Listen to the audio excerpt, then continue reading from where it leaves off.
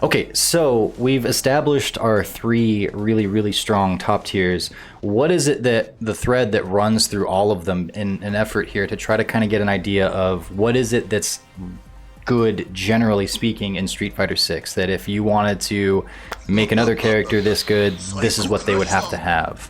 So what's the thread that runs through them all? I'm going to say Steven.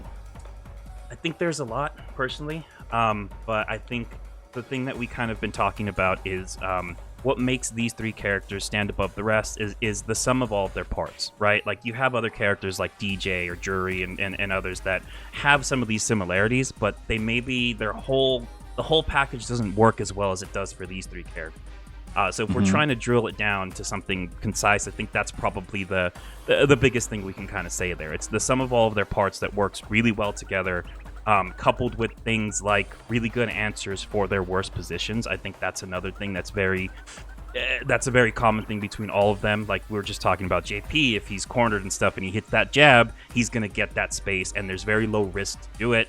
He doesn't need meter to do it. Like it's things like that I think these characters share that make them really good. And then again, of course, all the other things we talked about with, big damage and fantastic normals and corner carry and oppressiveness, like all these different things, I think kind of all with these three characters in particular, I think they just work really well and jive really well with their entire tool set. And again, ultimately, they make you play their game. Like if you're playing a low tier or a mid tier, it's like you need to be aware of all of these tools and respect them and be ready to counter them at all times. And that's what makes them strong, because you can't counter them all the time. Like you can do pretty well, but eventually something is going to slip through and it's going to get you, and then it leads to the business, and then it's over, right? So I think those are kind of the main things we're looking at here between all of them. I think John has a decent bit to say on this, and I think I have as much to pile on. So I'm going to quickly just point out that I was talking earlier about Ryu and juxtaposing him with Ken, and I like that because, well, like I said, Ryu and Ken are very similar in a lot of ways. They have a lot of the same types of moves, so they're easily comparable. And then people call Luke the new Ryu, and indeed he's designed to basically be Ryu for the newcomers, right, for the new kids. And so I look at that and then I go, well, two of Ken's most celebrated moves, Ryu has better versions of them. Why isn't Ryu better? And I would say it's exactly what you're saying there, Steven. What Ken does with those moves and what Ken does after those moves, and the threat of all the other things that Ken could be doing, the more that you have, the more, like the quantity of options that are strong, they're all going to make each other option even stronger, because people, like we say, can't be ready for all of them at once. And so Ken is overwhelming in certain ways. And then the other thing is, I think Ryu does have some good corner carry, but as I think about my matches against Ryu, there's a lot more of it that goes back into the neutral, and it goes back to like that Street Fighter 2 fireball uppercut kind of war. And Ryu can hit you, he can do some combos, he's got some good corner pressure, but he certainly doesn't have as much corner carry and as much pressure as Ken would, I would say, and as many ways to engage. Well, so even though he's got some vacuum better moves, they don't work together to add up to the whole like Ken does. You were going to say there, Steven? Yeah, and I actually just recently got Ryu to master as well, and just kind of playing that character and trying to figure out like what makes this character tick, why do people think he's so bad and stuff.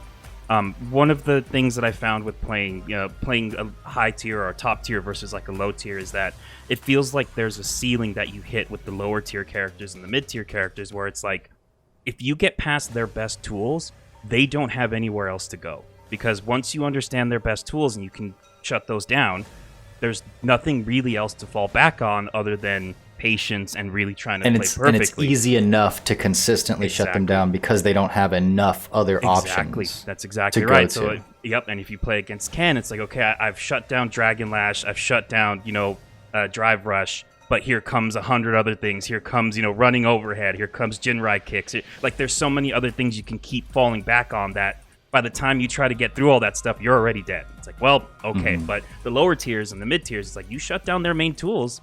There's not really anywhere else to go, again, other than playing really, really, really well and being patient. Well, and everybody has, like I said earlier, a certain amount of mental stack. Everyone can jump. Everyone can drive rush. A lot of characters have like horizontal advancing moves that they can use to threaten from the neutral.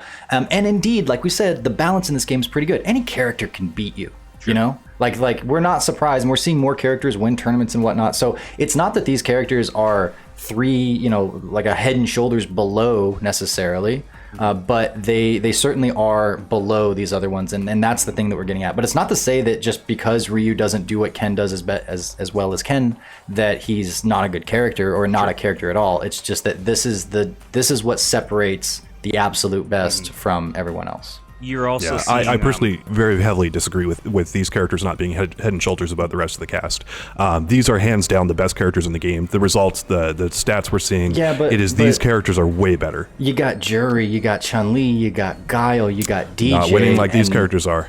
Yeah, these characters are the most dominant winning characters. Yeah, so. And I think that when it comes to analyzing tier lists and seeing the masters, it's like the numbers do go, but I don't think that's the separation is not that big in this game. Well, the difference though, I used to agree. Go ahead. I was gonna say the difference is though that what we're talking about is these characters being head and shoulders above everybody else at this point in time, which I believe is true, because the other thing we're talking about is like, well, Ryu can be a character, but we're talking about potential that's not fully realized yet. So at this point in time, I don't think it's fair to say like, oh yeah, Ryu could eventually be there. It's like, that might be true, but he's not there now. With the current understanding of this game and the current meta, JP, Luke, and Ken are above everybody else because it's the fastest track to getting there, and they're so oppressive. But like eventually we might learn this stuff because this game is continuing to change, and there's some interesting changes that are happening already, 5 months in. But right now I think it's fair to say those characters are above everybody else because these other characters that might have potential have not realized it yet.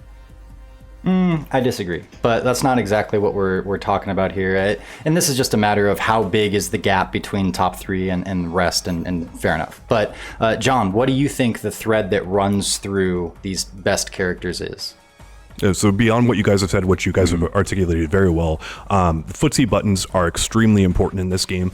Dominant footsie buttons that you can cancel from and get big combos out of. I play Aki now, so I understand the very heavy lack of normals that don't go into anything and are pretty much kind of one-off buttons versus playing some like Ken or JP. Your options are so much more diverse and so much more incredible and neutral to land big stuff that is a game-changing, round-winning type of ability. And so when I look at these top three, when I look at Luke, Ken, and JP, I look at their normals and what these characters get off of them and what they can set up with them. And I see that as the biggest through line, basically, of why they're dominant right now in this game. Footsie buttons, when you have something like JP standing heavy punch and you go to another character like Lily, who has, she's got some decent normals and stuff in there, but nothing even remotely comparable in terms of power structure and what that move does for JP, then you go, okay, like, I can't hit this button as much. I can't do this button as much because it doesn't work for me like it works for JP. That to me is the biggest standout thing in terms of normals. Footsie normals,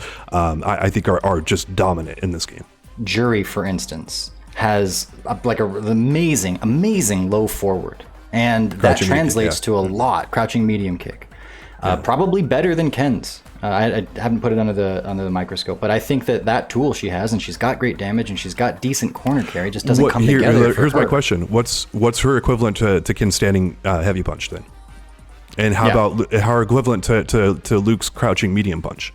And it's like so her crouching medium kick is probably as good or maybe even better in some regards than his other characters, but she does not have the other backing tools that mean that she can basically back up crouching medium kick with 50 other things and whatnot. And I do think that Jury beats JP as well. So, but yes. I also think that something that's common between these three characters is the barrier of entry, and what I mean by that is like how long and how easy it is to access their best stuff, which I feel like JP, Luke, and Ken, there's no, we do know that JP is a technical character, but I feel like there's no added layer to them that they need to consider. It's just you hit the ground running and you do their best stuff whenever you want, whereas we can even talk about somebody like Jury, where she has her stocks, right, and you have to balance that as well to maximize that. Even Ken, though, his execution, he can do basic things in the same way that just Dragon Lash in, and that's really effective and does the job for you in a lot of senses. But when he comes in, he has to choose what route he does, if he lands the hit, and from what distance, and I think there's some nuance too, and his combos are similar, but that can also be a double-edged sword in that you can get confused and mess things up. It's like if you're in the corner, if you're this far, if you have meter and that. JP has a lot of similar stuff. And not to say that other characters don't have that, but I think that there is a simple version of Ken that is effective, like you're saying, but I think that he gets a lot better at the level of someone like Tokido or Angry Bird, sure, and the things that you're doing there. So it is hard to be really good with Ken. It's easy to be good with Ken. And I would say the same for JP. I think that there's a lot of stuff where, you know, you have to, like a juggle happens. It really depends on how far you are away from them, how much meter you have, and positioning yourself correctly to drive rush in with the right move and the right distance from the corner to pick up the combo. And it's like when those things come together, these characters are, those are when you go, "Ugh, just drop the controller." It's like, this is clearly the best character in the game right now. And yes, but it's hard to make those things come together, especially consistently and especially in the midst of a match. I agree, but what I'm saying is up front, there isn't any added extra requirement that you need to consider to play these characters. And what I'm saying is you look at somebody like Aki, like she's not getting any damage without poison, without proper setup, without the right exact situation and all these different things that you have to consider. And all that stuff ties into itself where it's like, oh, are they poisoned already? Where am I at on screen? Like I need to get something first before I can do my big damage, before I could be as effective as possible. Lily's another character. It's I have to manage win stocks, and I'm not going to be able to do much until I get those win stocks in play and then manage them, and then I can kind of do this stuff. But JP, Ken, Luke, they don't have any of that. There's no added extra buff they need to juggle. There's no nothing. It's just you start the match and I can do the best stuff from the get-go. I don't have to worry about ever being in a weaker state. I don't have to worry about any of that stuff. I just hit the ground running and boom, there I go. And again, we go back to somebody like Jury that you were talking about. It's like maybe that's something there as well, where it's like she has to juggle her Fuha stocks and all that stuff as well to get the maximum out of that character, right? To get the optimal stuff. So I think that's also another consideration here, where it's like, and maybe that's also the key to why Ryu isn't as good, because he's juggling Denjin charges as well, and a lot of his game plan, revolves around that. So I think that's another thing there, where it's like, yes, Jamie and Manon are, I think, real standout examples of having to jump through extra hoops to get to their best versions. So yeah, I can appreciate it from that point of view, that like they start as their best version of themselves. They don't have to jump through some preliminary hoops to get there. That's right. Yeah, and we saw again when JP first came out, like almost he had by hands down the most master ranked people playing him. So his technicality comes in later on, but early on, like Ken, Luke, and JP, they are brain dead easy. Most people that are competent in this game can get in and play those characters, and it's ridiculous. They're really ridiculous in terms of how they're structured and set up, and just really poor examples of balance, if you ask me. So I guess our conclusion is that these guys not only have effective tools, but they, unlike the other characters with admittedly effective tools, they're able to make their tools synergize better than anybody else, and translate that to damage, and translate that to snowball momentum, where others might have to either reset or jump through a few hoops to get there first, and that all shakes out to best in the game. Is that fair? Yeah, and then those footsie buttons and just so many things that they and low execution early on. It just so many things that work in their favor. So.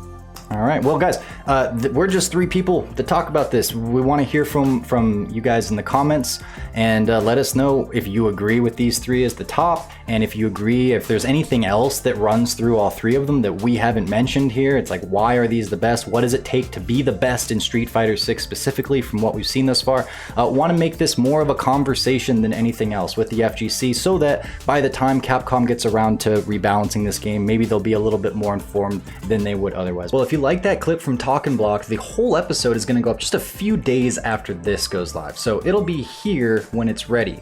But if you need to tide yourself over, there's a ton more Talkin' Block on our channel. Here's an example right here. Very interesting conversation. You should check it out.